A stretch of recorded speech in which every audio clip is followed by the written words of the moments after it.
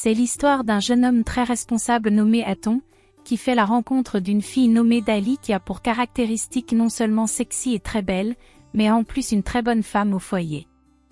Après plusieurs observations sur la vie de Dali, il tomba réellement amoureux d'elle et décida de lui faire la cour. Dali aussi cherchant une bonne relation stable depuis quelques années déjà, elle accepta Aton après quelques mois.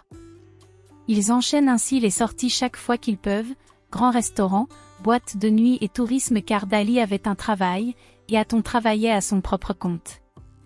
À chaque sortie Aton était heureux parce que Dali savait très bien se vêtir, elle savait exactement comment le séduire, au point où même les amis d'Aton étaient jaloux car il avait une copine qui non seulement était une bonne femme, mais aussi elle savait comment être une femme attirante dont tous les hommes cherchent comme maîtresse.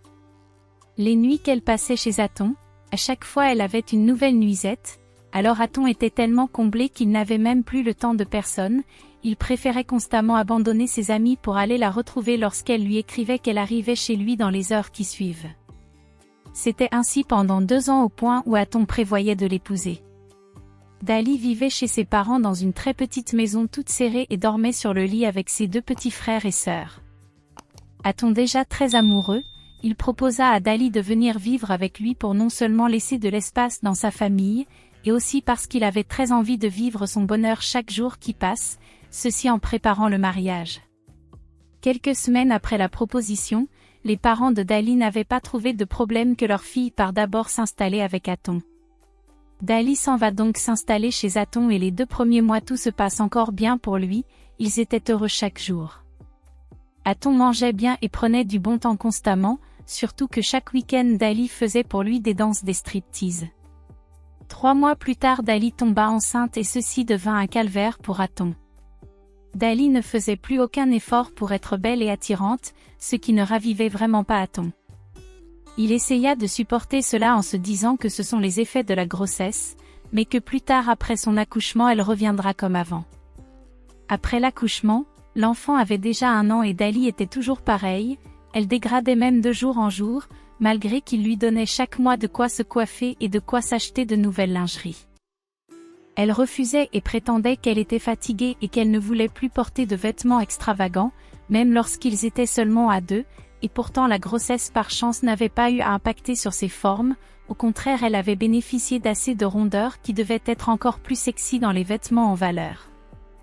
Le temps passait et Aton n'était plus heureux de rentrer chez lui, même de sortir encore avec elle chaque fois. Ces réunions d'affaires où il était si heureux de la présenter comme sa femme, ça aussi il ne le faisait plus et il allait avec différentes filles, en prétendant que son épouse est occupée. Ses amis qui étaient jaloux de lui hier, aujourd'hui ils disent qu'il est avec une grande-mère réincarnée. C'est ainsi que Aton commença vraiment à regarder les petites filles dehors pour avoir juste ce côté sensualité que Dali refusait de lui donner. Il se mit à sortir avec 2 filles à la fois qui sont très sexy aussi, mais ne sont pas de bonnes femmes au foyer. Quelque temps après Dali était au courant et ne présentait même pas de petite jalousie. Elle se disait qu'ils ont déjà un enfant ensemble et qu'il ne pouvait pas la laisser tomber, car il est très amoureux d'elle. Pendant qu'il sortait avec ses 2 autres filles, chaque fois il essayait de faire comprendre ses doléances à Dali mais elle refusait catégoriquement de changer, en insinuant que l'enfant devait constamment la salir. À un moment Aton se demandait s'il avait vraiment fait le bon choix, il ne savait plus quoi faire car même un signe de jalousie quand elle l'apercevait avec d'autres filles il n'y en avait pas. Il avait déjà prévu qu'après son accouchement, il ira pour la célébration de leur mariage mais à présent puisqu'il n'était plus heureux avec elle, il avait des doutes. Un jour il décida de louer une autre maison pour que Dali y vive avec son enfant, puis il alla dire aux parents de Dali que leur fille a détruit leur couple. Dali supplia pour revenir mais il refusa. 8 mois après leur séparation, Aton rencontra une autre fille nommée Annie, cette dernière lui donna ce qu'il recherchait mais malheureusement elle ne savait pas s'occuper d'une maison, en plus elle était très arrogante même lorsqu'il recevait des invités chez lui.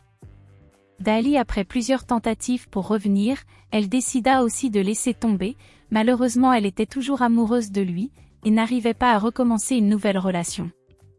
Aton de son côté aussi ne trouvait plus le même bonheur qu'il avait avec Dali, il changeait constamment de femme en vain. Un soir, Dali reprit son courage pour venir lui demander pardon, mais il refusa toujours qu'elle revienne vivre avec lui, même lorsqu'elle le supplia qu'elle est prête à changer et redevenir celle qu'elle était avant.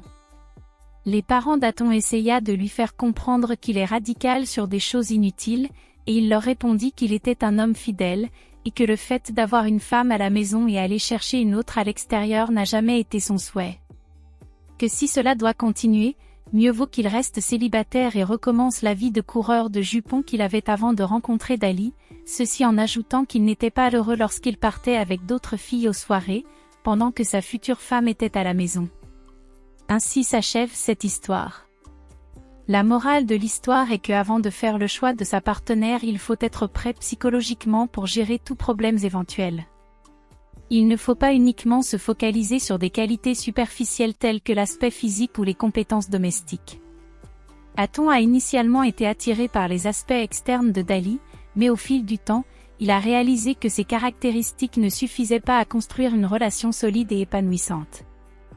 Lorsque Dali commence à se négliger après la naissance de l'enfant, cela montre peut-être qu'elle ne se sent pas soutenue ou comprise dans son rôle de mère et de partenaire. La décision d'Aton de se séparer et de rester célibataire peut être interprétée comme une prise de conscience de l'importance de trouver un véritable partenaire, qui partage ses valeurs et ses objectifs de vie, plutôt que de rester dans une relation qui ne lui apporte pas satisfaction sur le long terme. En fin de compte, la morale de cette histoire est que le véritable amour et le bonheur dans une relation vont au-delà des apparences et des rôles traditionnels de genre, et nécessitent une véritable connexion émotionnelle et un soutien mutuel. Si l'histoire vous a plu, alors n'hésitez pas à aimer la vidéo et de la partager avec vos proches. Surtout n'oubliez pas de vous abonner à la chaîne et d'activer la cloche de notification pour plus d'histoires pareilles.